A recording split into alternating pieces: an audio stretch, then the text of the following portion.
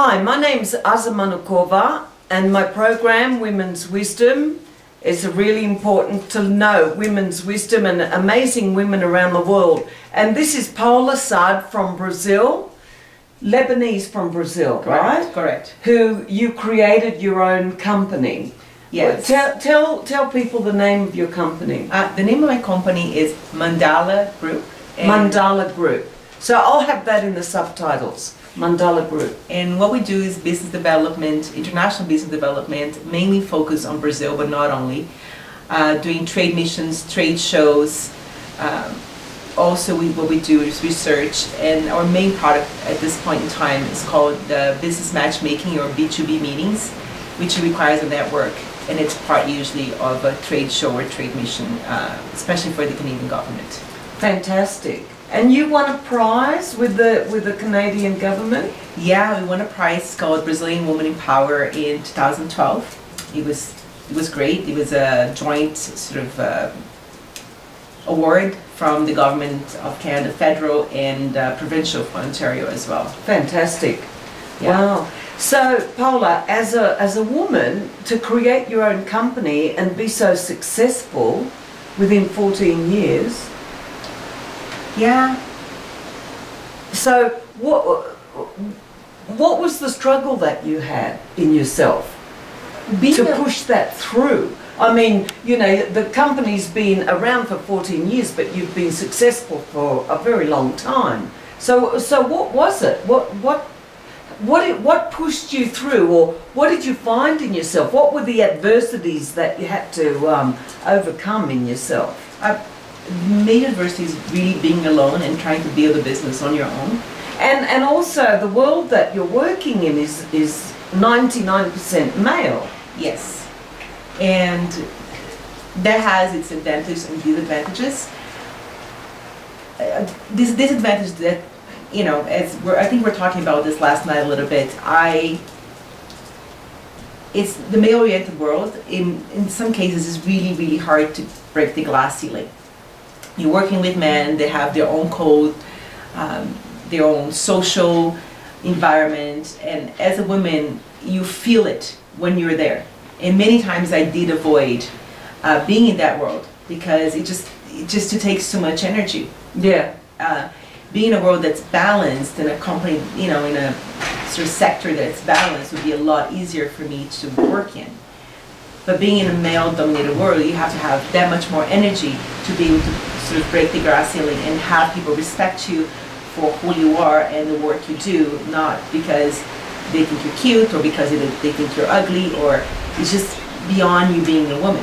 It's you being a professional. Yeah, beyond you being a woman and being a professional, to take those glasses off of the male world and take you seriously. And here you are, a woman with your own company, you know, which means you've got a hell of a lot of competition as well, right? Correct.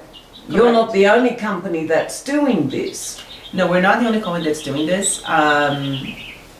I don't really, in my business, you don't really see the competition that much because everything is done to what they call request for proposal. Yeah. They send you the business, they ask you, okay, what would be your proposal for this, and you send it in. So we don't really see the other people. You get to meet them later, but you don't really see them. Only like one of my competitors that I saw, but we actually ended up working together because we respect each other's business so much. So I think there's space for everyone, but because a lot of what we do, it's in the front line at some point, but not the whole work. Yeah, it makes but it you're still a woman doing it. It makes it easier as a woman? I think it makes it easier as a woman because you're dealing with a male-dominated world. Yeah. And being a woman in, for example, the business matchmaking, which is the B2B meetings that we do, I can connect with the assistants because usually the assistants are all women. Oh, right. Of this big man. And also when you're talking to the big man, there's a way of talking that maybe a guy couldn't do it. So I get what I need out of it. So I think the strategy is really learning to navigate and make people respect you as a professional. Yeah. And see you as a professional. Right. But also, I'm a woman. You know, I'm not going to deny that I'm a woman, and so I use that too. I use both. You know, so Okay. it's just a matter of doing it, and it was really hard to find that balance. Yeah. Well, what about in yourself? You know, as a woman, you know, you have so many barriers within yourself as a woman, right? Correct. To push yourself in life. Because a lot of women hang back, they give other people the power, they I question I think I've done all that. themselves and I doubt themselves. Yeah, I and doubt myself all the time. I think it's, as a woman, I doubt myself all the time. And I did that. I did lean back. I did not go forward so many times that I could. Part of it being a woman, part of me being a woman alone in business. So that makes a difference. I only had a partner for about a couple of years. That was great. It was another woman, Vanya. So my company has a very feminine take to it. Our website has a very feminine take to it. And I like it. I think it's part of who we are. And the change was that when I saw that wasn't really taking me anywhere. And I knew I had to push through. For example, a lot of what I do is, you know, when I'm doing the business matchmaking, is I work, you know, from my office. People don't see me, they see me on the phone. But when I actually go to trade missions and I'm present in that week where the trade mission actually is, then I really feel that it's a disadvantage to be a woman. a disadvantage. I find so. Maybe it's just my impression, but I do find so because, for example, my last trade show, they said, okay, you have to come out with us and we're doing a social. And I felt kind of weird because not only I was tired, I've been working at a show the whole day, which is 95% men. And then I have to go out at night and they asked me to go at night and socialize and it's all men again. So that really draws a lot of energy. You know, I would, if there was a balance, I probably would have want to go more than I did. And also, I don't want to stop them to have certain conversations because I'm there, you know, and they have to respect for who I am. I know that the dynamic of being all man and one woman is different, and all man and, you know, half man and half woman would be different too. So I find that to my disadvantage, I lean back, I step out of the picture because I don't want to, honestly, it's almost like I don't want to be seen. So there's a lot of growth to having my company for so long. But what about that energy inside of yourself, you know? Part of it is, exactly, it's the not being afraid, not learning to be afraid from a very young age. So what if you are afraid? What do you do if you're afraid? But when you are afraid, exactly, you just have to go over it, and not only in business but in life, what I try to do is find a common ground to bond.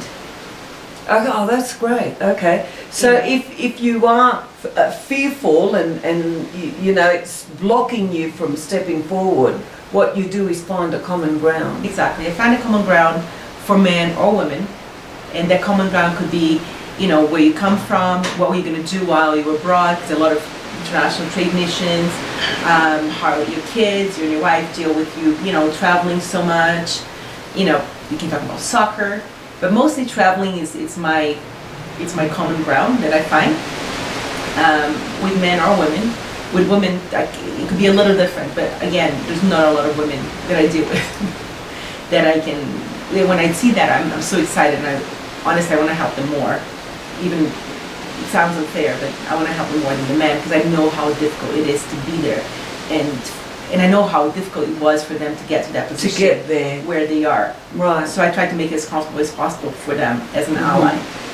As an ally, because that's great. Yeah, in that's a woman's great. world, a lot people a woman looks at you. They don't know if you're competition or if you're an ally. So if established from the beginning that you're an ally, it makes it easier to dealing with the other woman who's there in a position of power. Yeah. That's fantastic. Yeah, that's really important.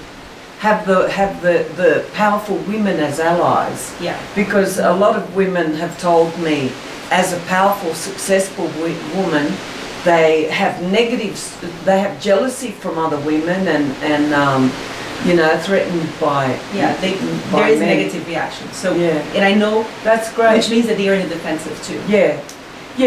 Yeah. So you create an ally atmosphere. Yeah, and with the men, I think one thing that came to me right now, and I think it's important for them to see you as another colleague or, you know, a female colleague, is I do talk a lot about their families and talk about their wives and make sure that that's established. You know, we're talking about your family, so this is really not this is never going to be a romantic relationship. It's going to be a friendship, it's going to be a professional relationship. And, you know, I'm aware that you have a family and it doesn't matter, you know, so you establish from the beginning the tone of the conversation. Paola, what are the patriarchal, social, unconscious, unspoken rules that you have to maneuver in, and how do you do that?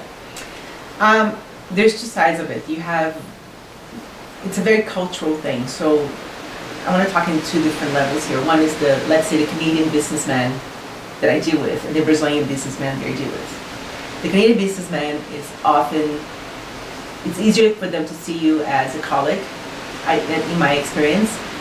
And the Brazilian businessman, it's different. They live in a very patriarchal society, and chances are they will try something or try to have a male-female type of energy going on. Kind of energy going. Even if they want to go ahead with it or not, that's how they know to relate.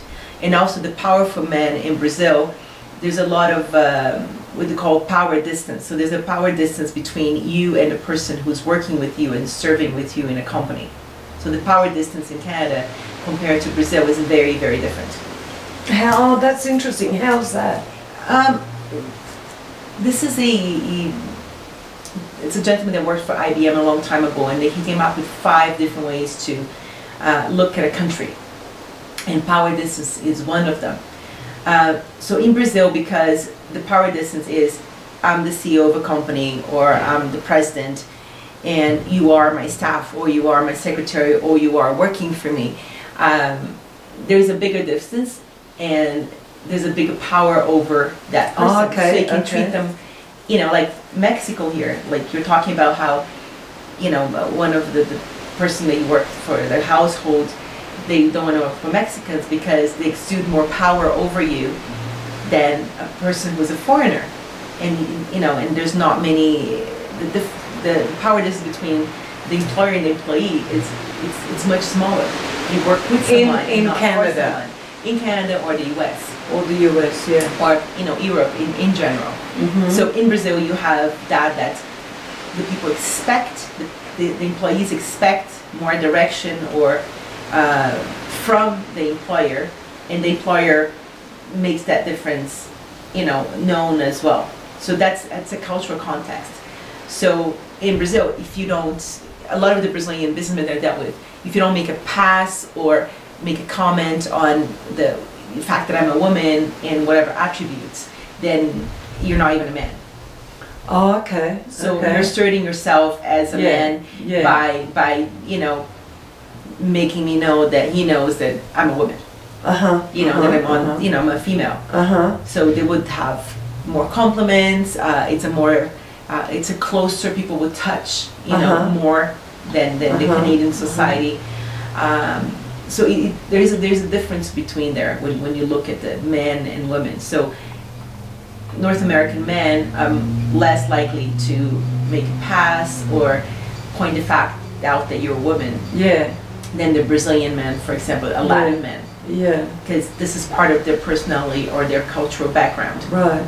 So they'll have to, you know, they'll make a comment or they will try something. And they're just testing. Interesting. So it's a huge, it's a very cultural. It's a very cultural difference. And that's, so you've been living in Canada for so long and being Brazilian, you know that cultural difference. Exactly. So you don't take it the wrong way. You understand it. I understand it, and I know how to manage it. And how to manage it. Oh, right. And I know how to manage it. So I know exactly, with the Brazilian man, there's an expectation of how it's going to be, even because I know the process. I've been through it so many times. And with the Canadian man, if the Canadian businessman actually had the same behavior of a Latin businessman, I'll be very surprised, and I'll probably be taken, you know, by surprise. You know, taken back like, whoa. It would mean something totally different. It would mean something totally different, and exactly. Then I really have to reassess. And to be honest, it never happened to me. Yeah. So I don't know, but with the Latin men, you know, Brazilian men in power, it's very, very often, not to say always, it's very, very often that you see this kind of behavior, and you expect it. This is a cultural thing. It's not personal. Yeah. They usually know their boundaries very well, and if they don't know their boundaries, you set the boundaries very fast, so that they will know. And with Brazilian or Canadian, any male businessman, you know, once you set that line, in my experience, it's done.